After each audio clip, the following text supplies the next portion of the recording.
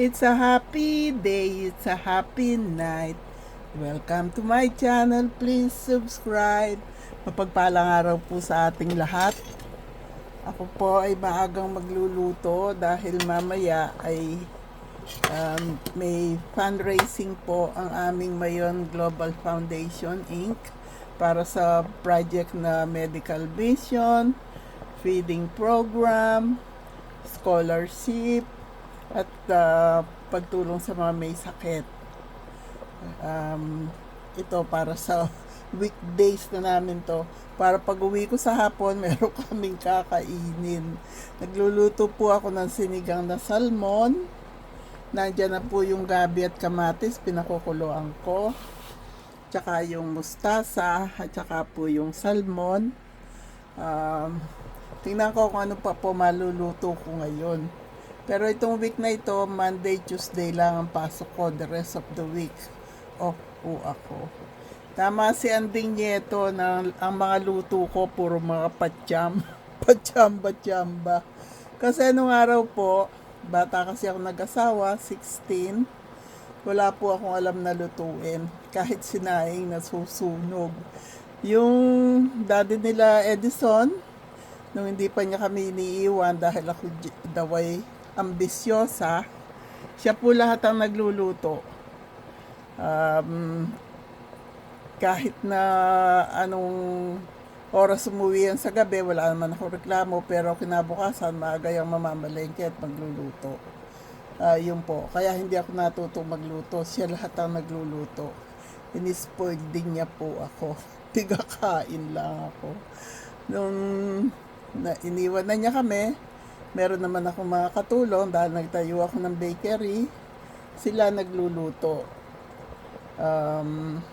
Nung napunta na ako sa Amerika, kailangan ko matutong magluto. Kasi after 18 months na nandito ako, pinakasalan ako ni Ron. Kaya naayos ang papel ko, hindi na ako TNT. Nakuha ko na yung mga anak ko. Yun po talaga pangarap ko, hindi po maintindihan ng daddy nila Buging yun. Masyado raw akong ambisyosa. Hindi po masamang mag-ambisyon para sa mga anak. Dahil nung iniwan na niya kami, darating ang Pasko, bagong taon, wala po kaming pagkain ng mga anak ko.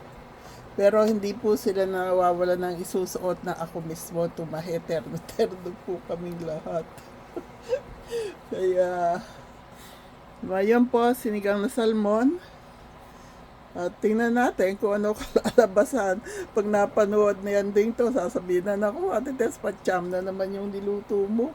Hindi bale, nakakain namin. Si Ron di naman marunong yan. Kaya, at hindi rin siya nagluluto. Kaya kailangan magluto ako. Tingnan po natin. Okay po. Gagamitan ko po siya nitong tamarind soup mix. Kaya, lasang sinigang din po yan. Sa ayaw at sa gusto nyo. Gusto po yan ni Ron. Gusto namin pareho. Nilagay ko na po yung salmon. At pagkaluto na yung salmon, ay lalagay ko naman itong mustasa. Pagkatapos luto na siya, pwede na ako. Kailangan tapusin ko lahat ng trabahong bahay ko ngayon. Lahat ng duty ko pag weekend, kailangan tapusin ko lahat dahil pagka sa hapon na, magkaayos na ako, party na. Ayan po, luto na yung salmon. Lalagay ko na yung ating gulay na mustasa. Maraming mustasa. Gusto ko po maraming gulay. Ang gulay ay pampahaba ng buhay. Builders po yan. Ang gulay ay builders. Ang fruits ay for cleansing. Kaya sa breakfast, fruits po. Sa tanghalian o hapunan ay gulay. Ayan po. Luto na yan maya-maya. Ayan po, luto na po yung ating sinigang na salmon na may gabi, mustasa, sibuyas. Walang sibuyas. Sabi ni Edison, pag nagsisigang ka, huwag kang maglalagay ng sibuyas, mag-aamoy utot ang sinigang mo. Meron po kamatis, sinigang mix, mustasa, gabi. Gusto po namin ng gabi.